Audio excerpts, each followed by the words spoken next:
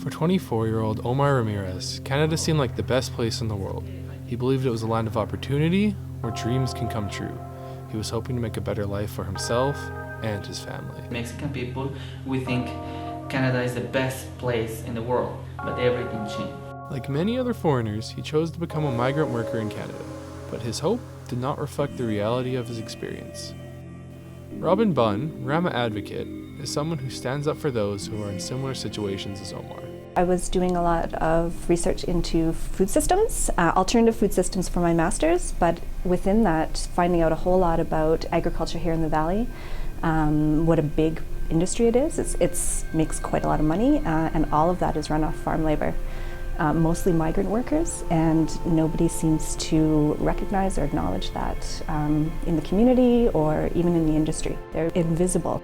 The Canadian Seasonal Agricultural Worker Program, known as SOP, claims that around 25,000 migrant workers come to Canada annually, with around 13% in British Columbia alone. We actually don't know how many workers come to the Valley. Like, we don't have a hard, solid statistic on that. We estimate it's probably about 1,500 to 2,500, but there's no database that we can go and check and actually see who is where. I mean, so mostly it's anecdotal stuff, like stories that we hear.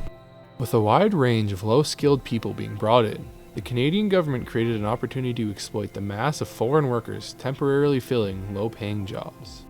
I really think the whole idea was that clearly there was a need for people in low-skilled jobs. We were having a problem filling those jobs, and the political decision was, oh my God, we can't let low-skilled people immigrate here. So you come up with this whole program.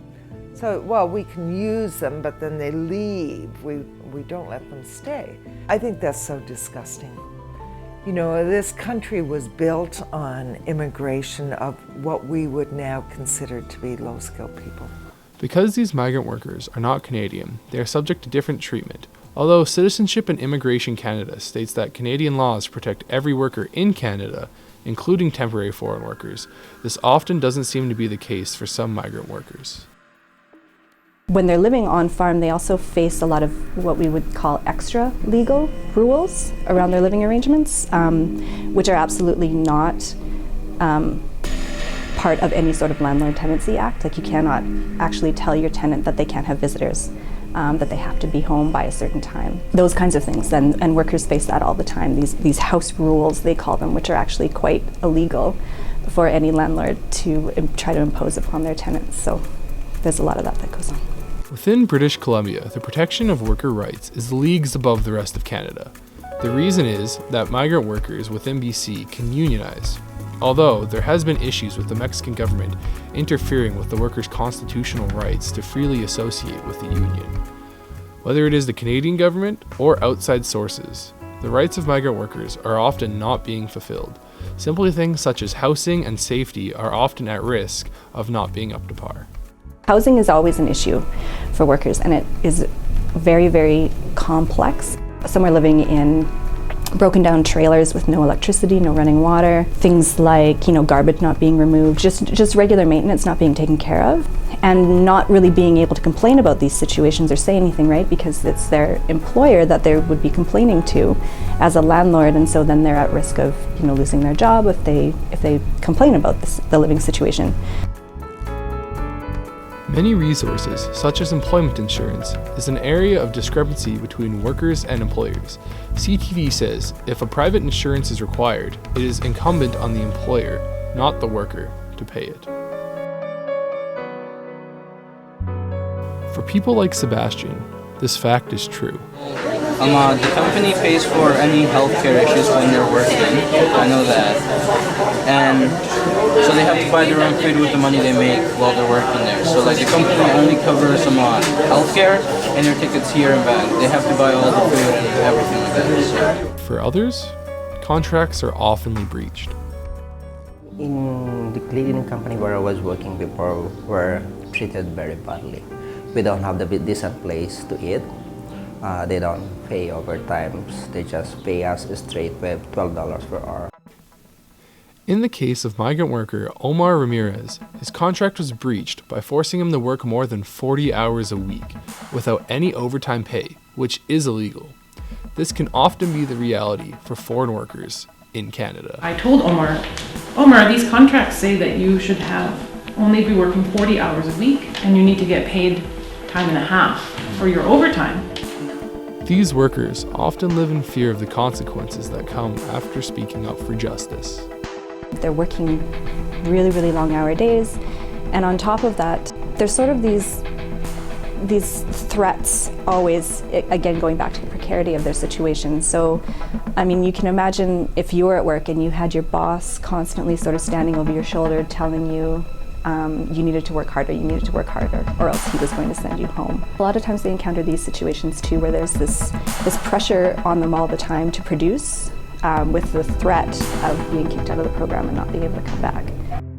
According to the Agricultural Workers Alliance and United Foods and Commercial Workers Union of Canada, or UFCW, for the past 100 years, the laws that promote the safety and rights of workers in Canada have been developed and created. However, the everyday reality of tens of thousands of migrant workers is that their rights have been pushed aside as if they were living in the 19th century. One thing that the UFCW has recommended, among other things, is that the workers should be given the health and safety legislation in their native tongue before they start their employment. Like, I have the right to say no to something. If they tell me, hey, can you go get me that up there, and I think it's unsafe, I can obviously say no to it.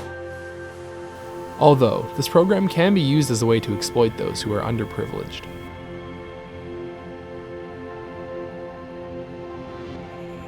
An eye-popping loophole in a government visa program, allowing big business to hire cheap foreign labor at the expense of Canadian workers. It's time Canadians put their foot down and put an end to this.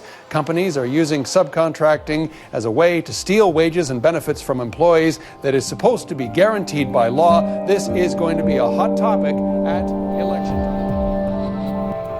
It can also be a source of hope for families in need. My mom was an immigrant from the Philippines. She started working here in 1991. She married my dad and became a Canadian citizen. From what I know, she loved it. She loved the family that she worked for. For Vanessa, it created an opportunity for her mother to create a new life. She married my dad and became a Canadian citizen. This was also the case for Sebastian, who was ready for the tough task at hand.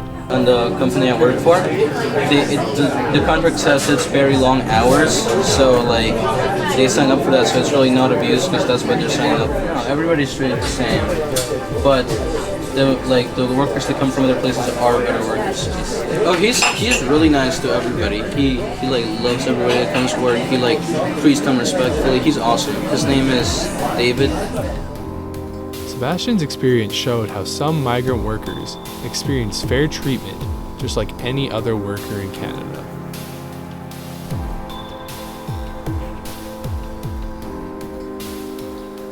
Though there is no statistical evidence of how many workers have been exploited, these stories speak for themselves. This program provides both negative and positive outcomes for migrant workers. For some it creates fear, but for others, it provides hope.